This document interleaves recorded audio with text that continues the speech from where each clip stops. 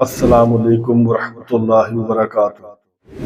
خلیفہ عبد الملک بن مروان تاریخ اسلام کا ایک ظالم و جابر حکمران گزرا ہے، جسے حقیقی معنوں میں اموی خلفاء کا بانی بھی قرار دیا جاتا ہے، جس کے سامنے ملک کے بڑے بڑے سردار آنکھ اٹھا کر بات نہیں کر سکتے تھے۔ ایک بار خلیفہ عبد الملک بن مروان اپنے لاؤ لشکر کے ساتھ بیت اللہ کا طواف کرنے گیا۔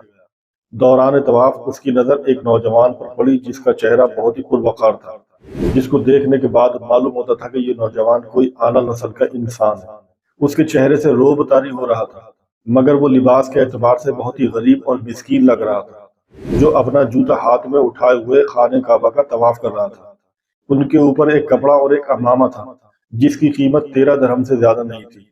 خلیفہ عبد الملک سے رہا نہیں گیا، بالآخر پوچھ بیٹھا کہ یہ نوجوان کون ہے جو اپنی ظاہری شکل و صورت سے ظاہر کرتا ہے کہ یہ کوئی اعلیٰ نسل کا انسان ہے۔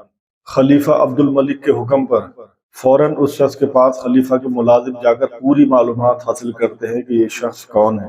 ملازموں نے خلیفہ عبد الملک کو بتایا کہ اس نوجوان کا نام سالم ہے اور یہ سیدنا عبداللہ بن عمر رضی اللہ عنہ کا بیٹا اور سیدنا عمر بن خطاب رضی اللہ عنہ کا پوتا ہے۔ یہ سن کر خلیفہ عبد الملک بڑا حیران اور ساتھ ہی سوچنے پر مجبور ہوا کہ یہ تو واقعی میں ایک بہت بڑے انسان کا پوتا ہے، جس انسان کے دور حکومت میں شیر اور بکری ایک گھاٹ پر پانی پیتے تھے، جس انسان کو دیکھ کر شیطان بھی اپنا راستہ بدل لیتا تھا، جس انسان کے بارے میں آپ صلی اللہ علیہ وسلم نے ارشاد فرمایا کہ میرے بعد اگر کوئی نبی ہوتا تو وہ عمر ہوتا۔ ایسے عظیم انسان کا پوتا غربت اور مفلسی کی زندگی گزار رہا ہے۔ خلیفہ عبد الملک نے حکم دیا کہ اس نوجوان کو میرے سامنے پیش کیا جائے۔ حکم کی تعبیر ہوتی ہے، اس نوجوان کو خلیفہ کے سامنے پیش کیا جاتا ہے۔ خلیفہ نے اس نوجوان سے پوچھا کہ بیٹا، میں تمہارے دادا سیدنا عمر فاروق رضی اللہ عنہ کا بہت بڑا قدردان ہوں۔ مجھے یہ تمہاری حالت دیکھ کر بہت بڑا دکھ ہوا۔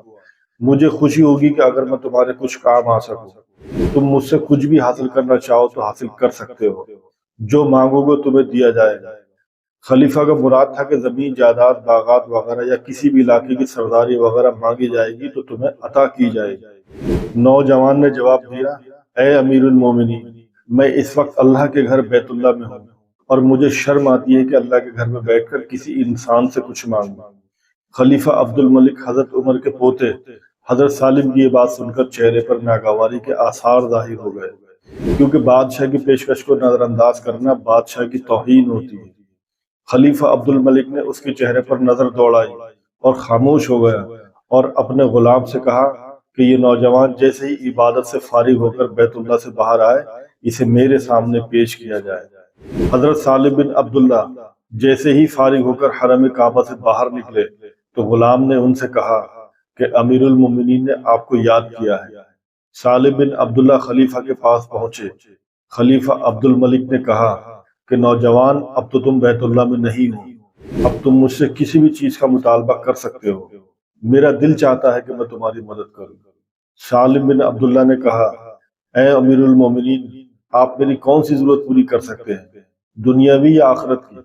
امیر المومنین نے جواب دیا کہ میری دسترس میں تو دنیاوی مال و متاع ہے، اگر تم مجھ سے دنیاوی اعتبار سے کسی بھی چیز کا مطالبہ کرو گے تو وہ میں تمہیں دے سکتا ہوں۔ حضرت سالم بن عبداللہ نے بڑے تحمل سے جواب دیا، اے امیر المومنین، دنیا تو میں نے کبھی اللہ سے بھی نہیں مانگی جو اس دنیا کا مالک ہے، تو میں آپ سے کیا مانگوں گا؟ میری ضرورت و پریشانی تو صرف آخرت کے حوالے سے ہے۔ اگر اس سلسلے میں آپ میری کچھ مدد کر سکتے ہیں تو میں آپ کے سامنے بیان کرتا ہوں۔ خلیفہ حیران رہ گیا اور کہنے لگا کہ نوجوان، یہ تو نہیں، یہ تیرا خون بول رہا ہے۔ خلیفہ عبد الملک کو حیران چھوڑ کر سالم بن عبداللہ وہاں سے نکلے اور حرم سے ملحقہ گلی میں داخل ہوئے اور نظروں سے اوجھل ہو گئے۔ یوں دنیا سے بے رغبت ایک نوجوان حاکم وقت کو آخرت کی تیاری کا بہت اچھا سبق دے گیا۔ تو دوستو، اگر آپ کو اس طرح کے سبق آموز واقعات پسند ہیں تو چینل کو لائک کریں، سبسکرائب کریں تاکہ ہماری نئی ویڈیوز آپ تک پہنچ سکیں۔